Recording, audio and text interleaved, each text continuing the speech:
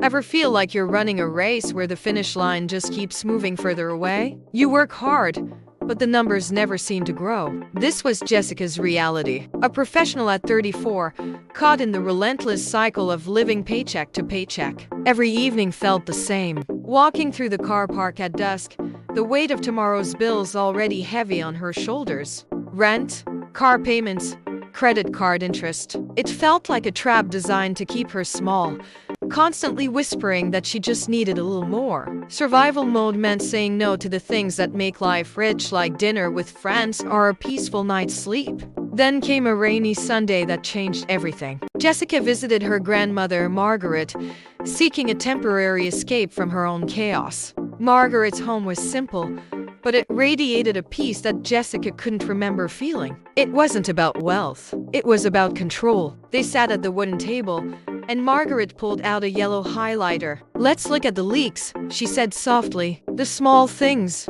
the daily coffees, the unused subscriptions, the impulse buys." Together, they added up to £700 every single month. £700. That wasn't just money. It was her freedom, vanishing into thin air without her even noticing. The journey didn't start with a windfall. It started with a single, determined action. Jessica decided to pay herself first. She set up a transfer for 10% of her pay. It felt risky, almost scary, but she was drawing a line in the sand. New habits began to form. Lunch wasn't a £10 expense anymore. It was a conscious choice made in her own kitchen. She started walking to the local shops, enjoying the air instead of stressing over petrol prices. Every step felt like reclaiming her power. She kept a small notebook. Before any purchase, she wrote it down and waited. Most of the time, the urge just faded away. 6 months later, the car needed new tires. Usually, this would have been a crisis. But this time,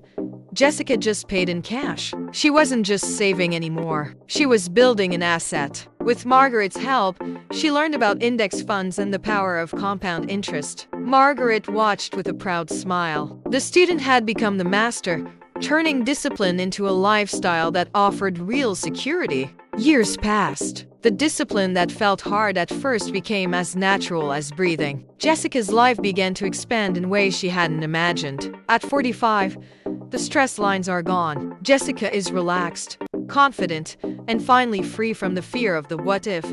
She spends her weekends volunteering, sharing her time because she no longer has to trade every second for a survival wage. She hands a notebook to a young mother, passing on the wisdom Margaret once gave to her. The circle of freedom continues. Jessica returns to the same supermarket, but the feeling is entirely different. There is no dread, no calculation, only peace. Financial freedom isn't about buying everything you want. It's about no longer worrying about what you need. The choice is yours. The first step is waiting. Will you take it?